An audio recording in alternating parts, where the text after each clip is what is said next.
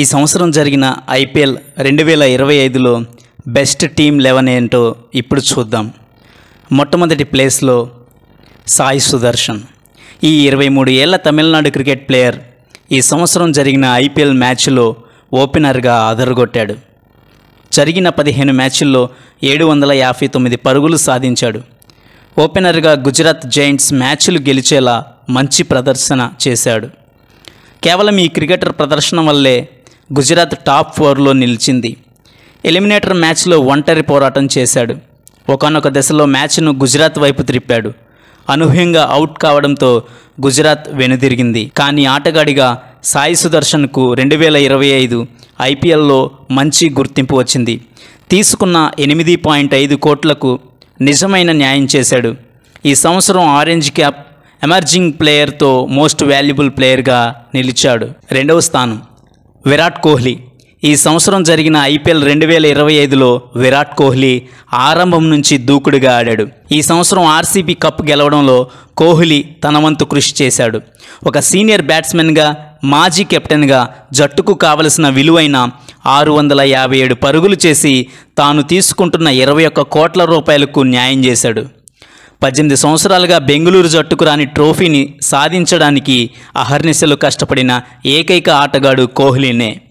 ఇప్పటి వరకు కేవలం కోహ్లీ మాత్రమే ఒకే ఫ్రాంచైజీకి ఆడుతున్న ఆటగాడు. విమర్శల నోటికి చెక్ పెట్టేందుకే కోహ్లీ కెప్టెన్సీ బాధ్యతలు వదిలేసినా బెంగళూరుకు నిజమైన కెప్టెన్ కోహ్లీ అని అందరికీ తెలిసిన జగమెరిగిన సత్యం.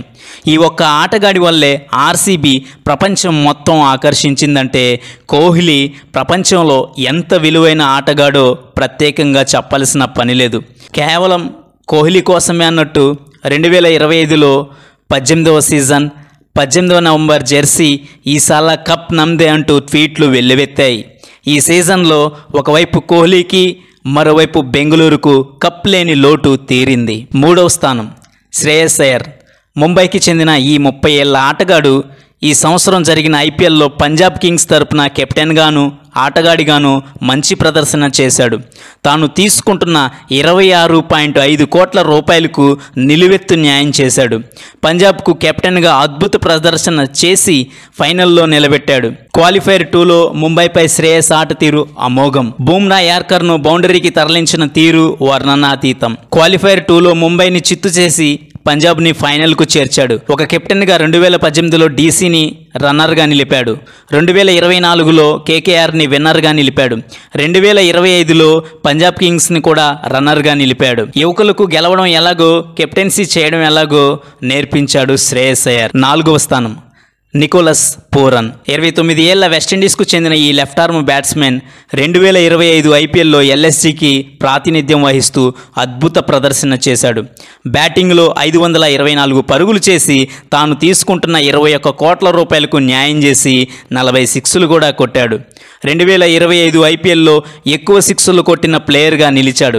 ఒక బ్యాట్స్మెన్గా, వికెట్ కీపర్గా ఇతని ఆట తీరు 2025లో చాలా మెరుగైన ప్రదర్శన ఇచ్చాడు. లక్నో సూపర్ జైంట్స్ ప్లేఆఫ్స్కి రాకపోయినప్పటికీ ఇతని ఆట తీరు, కొట్టే షాట్లు, అతని పర్సనాలిటీకి అసలు సంబంధమే ఉండదు. భారీ సిక్సర్లు కొట్టగల సామర్థ్యం కలిగిన ఆటగాడు. 5వ స్థానం సూర్యకుమార్ యాదవ్. ముంబైకి చెందిన 34 ఏళ్ల సూర్యకుమార్ యాదవ్ ఈ సంవత్సరం జరిగిన ఐపీఎల్ 2025లో అద్భుత ప్రదర్శన చేశాడు.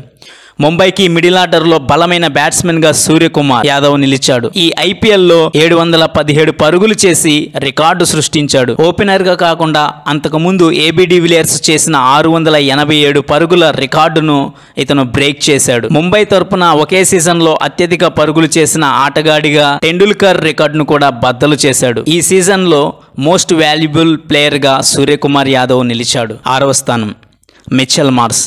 34 సంవత్సరాల ఈ ఆస్ట్రేలియన్ ఆల్రౌండర్ ఈ సంవత్సరం జరిగిన వేలంలో కేవలం 3.4 కోట్ల రూపాయలు మాత్రమే ధర పలికిన ఎల్ఎస్జీ తరపున ప్రాతినిధ్యం వహించాడు. ఇతను ఆడిన 13 మ్యాచ్లలో 627 పరుగులు చేశాడు. దీనిలో 117 పరుగులు అత్యధిక స్కోర్. దీనితో పాటు 6 అర్ధ సెంచరీలు కూడా చేశాడు. ఈ సీజన్లో ఇతడు 37 సిక్సర్లు కొట్టాడు. ఐపీఎల్లో ఇదే అతనికి అత్యుత్తమైన ప్రదర్శన. వచ్చే సీజన్లో దాదాపు 10 కోట్ల పైనే అమ్ముడయ్యే అవకాశం ఉంది. 7వ స్థానం శశాంక్ సింగ్. ఈ పేరు గుర్తుపెట్టుకోండి భయ్య. ఛత్తీస్గఢ్కు చెందిన ఈ 33 ఏళ్ల క్రికెటర్ శశాంక్ సింగ్ 2024 ఆక్షన్లో అనుకోకుండా కొనబడిన అద్భుతమైన క్రికెటర్. ఒకే పేరుండటంతో ఈ శశాంక్ని అనవసరంగా కొన్నామని అనుకున్న ప్రీతి జంట నివ్వెరపోయేలా 2024లో అద్భుతమైన ప్రదర్శన చేసి 2024 ఐపీఎల్ అయిపోయే సమయానికి విమర్శించిన వారే నోర్లు మూసేలా చివరికి రీటైన్ చేసుకునేలా ఎదిగాడు. ఈ సంవత్సరం 2025 ఐపీఎల్లో పంజాబ్కి పర్ఫెక్ట్ ఫినిషర్ రోల్లో అదరగొట్టాడు. రిటైనింగ్లో తీసుకున్న 5.5 కోట్ల రూపాయలకు న్యాయం చేశాడు. ఆటకు వయసుకు సంబంధం లేదని నిరూపించాడు. చివరి ఓవర్లలో పంజాబ్ భారీ స్కోర్లు చేసేలా సహకరించాడు. ఆర్సీబీతో జరిగిన ఫైనల్లో శశాంక్ వీరవిహారం చేశాడు. అతని ఆట తీరుకు కోహ్లీ కూడా మనసులో తన ఇష్టదైవాన్ని తలుచుకొని శశాంక్ అవుట్ కావాలని కోరేంతగా హేజిల్వుడ్ లాంటి ప్రీమియం బౌలర్ని ఒకే ఓవర్లో 4 సిక్సర్లు కొట్టాడంటే ఏ రకమైన ఫామ్లో శశాంక్ ఉన్నాడో అర్థం చేసుకోవచ్చు. వచ్చే సీజన్లో ఆక్షన్కి వస్తే 10 కోట్ల ధర ఖచ్చితంగా పలకటం గ్యారంటీ. 8వ స్థానం నూర్ అహ్మద్. ఆఫ్ఘనిస్తాన్కు చెందిన ఈ 20 ఏళ్ల బౌలర్ సిఎస్కేకు ప్రాతినిధ్యం వహిస్తూ ఈ సంవత్సరం జరిగిన ఐపీఎల్లో 24 వికెట్లు తీసి ఔరా అనిపించాడు. తాను తీసుకున్న 10 కోట్లకు మంచిగా న్యాయం చేసి చెన్నైకు వికెట్లు కావలసిన వేళ అందిస్తూ మంచి ప్రదర్శనతో ఆకట్టుకున్నాడు.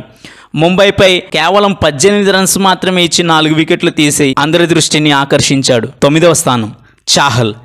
ఈ సంవత్సరం జరిగిన ఐపీఎల్లో హర్యానాకు చెందిన 34 ఏళ్ల చాహల్ ఆక్షన్లో 18 కోట్లు పెట్టి పంజాబ్ కింగ్స్ తీసుకుంది. చాహల్ తీసుకున్న డబ్బుకు న్యాయం చేస్తూ పంజాబ్కు అవసరమైనప్పుడు వికెట్లు తీస్తూ పంజాబ్ ఫైనల్లో ప్రవేశించేందుకు తన వంతు ప్రయత్నం చేశాడు. బౌలింగ్లో 16 వికెట్లు తీసి పంజాబ్కు బౌలింగ్లో ప్రాణం పోశాడు. 10వ స్థానం హేజిల్వుడ్.